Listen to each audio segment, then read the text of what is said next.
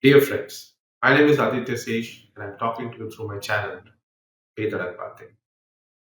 The budget that was just announced a few days ago is nothing short of a big bang budget. The impact of that is still being analyzed today, although the immediate impact of not having to pay taxes up to 12 lakh rupees a year for the salaried class is the only thing that is being discussed about, or rather being discussed about passionately. We need to see a little beyond. Obviously, everybody likes money in their hand. But I'm here to ask you, what will you do with the money that you save by way of taxes? That amount is 1 lakh crore at a country level, and maybe quite a bit of sum in your hand. I would advise you to use that money fruitfully. When I say fruitfully, I just don't mean that you should save everything. I also say you must spend, but spend on good things that further accelerate the economy. Just spending on those things that don't create expansion of the economy, don't create employment, don't create further tax revenue may not be the right thing. The budget benefit has been given to you, so you need to use it well.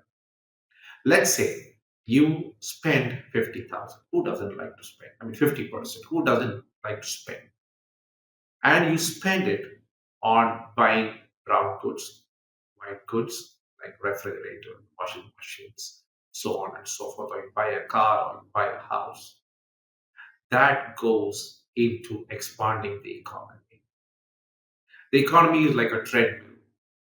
To stand, you need to run, right? So, suppose you spend that money. Normally, the economists say that the impact of that directly and indirectly on the economy is about 3 to 4 times. Let's say 4 times. So 1 lakh crore can multiply into 4 lakh crore, 5 lakh crore. 5 lakh crore added to the budget is close to 1.5% of our GDP. Let's now come back to the amount you spent 50,000 crores. 50,000 crores a year will now be translated into 1,50,000 crores. I'm only speaking about the spent portion. This will then go into large and small enterprises. The rule of the thumb is that this 50,000 will go on to expand the economy, will go on to expand the GST and provide employment to people. This is very simple, easy to understand. Let's now talk about the other half, which is invested. That can be invested into banks as fixed deposits for those who seek safety, by a little more adventurous ones into the stock market and mutual funds by way of SIP, systematic investment plans. We have seen that the 50,000, let's say, is the amount 50,000 crores. 30% of that would go into the MSME because that has been the rule of the thumb as MSMEs form 30% of our economy. So 30% of 50,000 crores is 15,000 crores. Each MSME normally deploys at a base minimum 1 crore. Now, I must also tell you that a very tectonic shift is happening here as the definition of an MSME has been revised upwards. So let's get back to the old calculation. 1 crore invested will give you 15,000 more MSMEs. 15,000 more MSMEs will give you about 75,000 crore, 75,000 workers. 75,000 workers will also contribute to the economy almost 3 times of that by way of spending. At the lower levels, people spend a lot of money rather than save. That 75,000 employee base will also contribute to the GST revenue.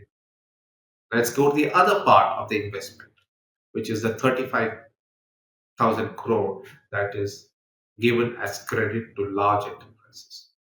Large enterprises have very high production efficiencies due to automation, and therefore the yield is also higher, their productivity is higher, and therefore the economic value created is also higher.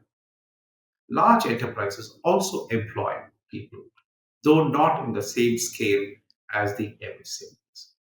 Therefore, they provide employment. These employees further generate GST revenue and further add to the economy. From all this, you would have realized that the rolling collateral impact is often like a steamroller, a tsunami effect. Therefore, 100,000 crore, a lakh crore given away by way of tax benefit will actually end up with a 5 lakh crore increase in our GDP, which is one and a half, let's say 1.5%. We are at about 6.5. Add 1.5, 1.25, we are getting closer to the 8% GDP mark, which is the rate that is required to make us Vikasat Bharat, to push us into the league of the top three economies in the world. Remember, the normal definition of top three is on the basis of nominal cost.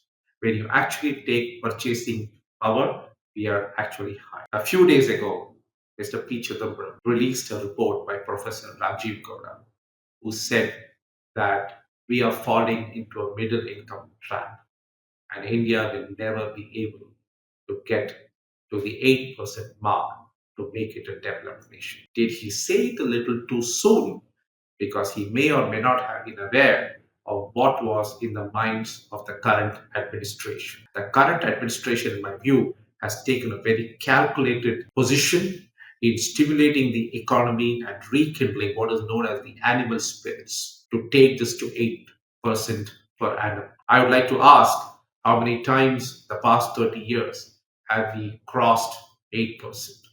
Maybe once or twice. So, therefore, fellow citizens, we are well within target to reach 8%, provided you use the benefit given to you wisely and not fritter it away. It is in your hands. What the administration needs to do, it has done.